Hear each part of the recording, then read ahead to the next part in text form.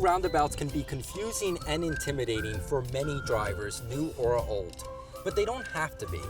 Many of the same rules of the road that you follow when it comes to stop sign intersections or traffic lights are also used here. SLY or SLY should be your guide. What does that mean exactly? Let's take a look. Before every roundabout, you'll see a series of signage alerting its presence. When you see them, begin to slow down before you enter the roundabout.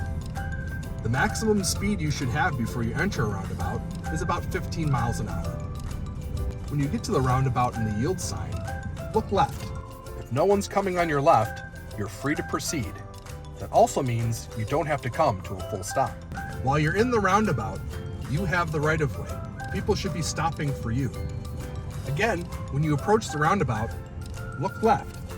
If there's someone in the roundabout, be sure to yield. People in the roundabout, and when clear, proceed through.